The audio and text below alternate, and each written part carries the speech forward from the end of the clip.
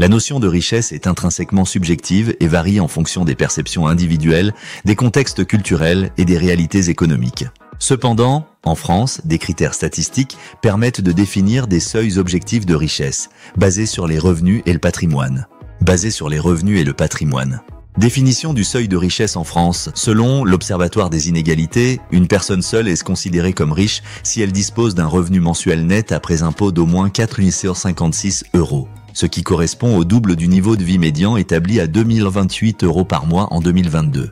Pour un couple sans enfant, ce seuil est fixé à 644 € par mois, tandis que pour un couple avec 2 enfants de plus de 14 ans, il est de 10 138 €. Ces montants englobent les salaires, les prestations sociales ainsi que les revenus du patrimoine et des placements financiers.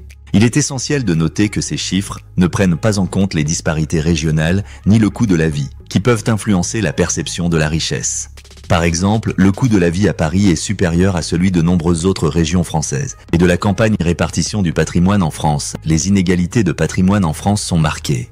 Les 10% des ménages les plus aisés détiennent une part significative du patrimoine total, tandis que le seuil pour faire partie du 1% les plus riches est encore plus élevé. Ces chiffres reflètent une concentration notable du patrimoine au sein de la population française. INSEE et la perception subjective de la richesse. Au-delà des chiffres, la perception de la richesse est étroitement liée aux aspirations personnelles, au milieu social et au niveau de vie environnant. Par exemple, une étude de l'IFOP a révélé que les Français estiment qu'une personne est riche à partir de 6 500 € de revenus mensuels par personne.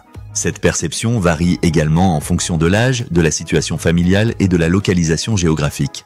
IFOP, évolution des inégalités et fiscalité et les inégalités de revenus et de patrimoine ont évolué au fil du temps en France. Des études montrent que malgré une réduction notable des inégalités au cours du XXe siècle, une tendance à la hausse est observée depuis les années 1980.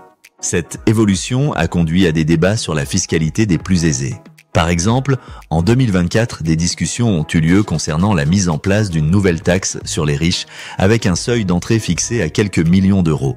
INSEE Option Finance conclusion. Bien que des seuils statistiques permettent de définir objectivement les niveaux de revenus et de patrimoine associés à la richesse en France, la perception de la richesse demeure subjective et dépend de nombreux facteurs personnels et contextuels. Les évolutions récentes en matière de fiscalité et de répartition des richesses continuent d'alimenter les débats sur la justice sociale et l'équité économique dans le pays.